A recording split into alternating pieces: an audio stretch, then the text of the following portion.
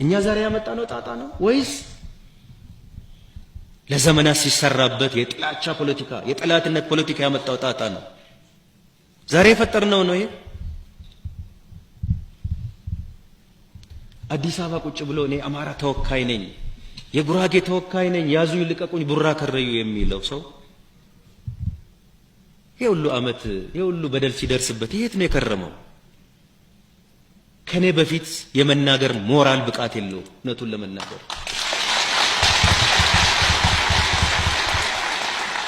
እዚህ አዲስ አበባ ቁጭ ብሎ ውጪ ቁጭ ብሎ ከሚናገረው ከሚጽፈው በላይ እኔና ባልደረቦች የኦሮሞ ህዝብ ነው ሴቭ ያደረገው፣ ይሄን ህዝብ ፕሮቴክት ያደረገው፣ ነፍሱን ያተረፈው።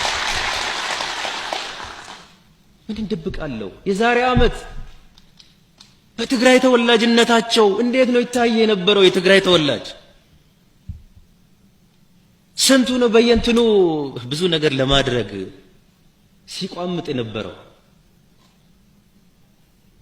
ምንም የማያውቅ ደሃ ኢትዮጵያዊ የትግራይ ተወላጅ በመሆኑ ሲሳቀቅ በሀገሩ ላይ የነበረው የዛሬ አመት እንዲሁ ዝም ብለን ብናይ ኖረው እውነት እንዲሁ ያልፍ ነበረ? ዛሬ ቀን እቺ ቀን እንዲህ ትሆን ነበር? ዛሬ ስለ ኢኮኖሚ እድገት እንደምናወራው ስለ ዲሞክራሲ ነው፣ እሱን ማውራት እንችል ነበር?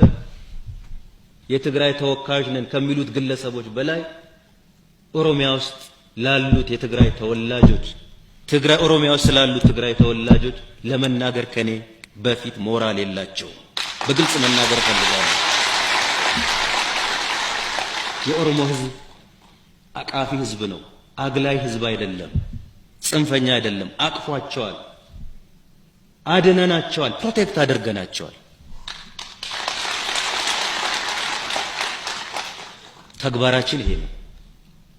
ማንነታችን ይሄ ነው። የኔም ማንነት እኔ ያ ቢፈጠር በስህተት በስሜት አንድ ቦታ ብትጀመር ምን ሊሆን እንደሚችል መገመት ያቀተናል ብዬ አላስብም። እግዚአብሔርም ረድቶን ሰው ተፈናቀለ ነው አይደለም? ሰው በመፈናቀሉ ደስ የሚለው ሰው የለም። ሰው ከሆነ ግን ተፈናቅሎም ቢሆን ነገ እናቋቁመዋለን። ህይወቱ እንኳን ተረፈ፣ እንኳን ህይወቱ አልጠፋ።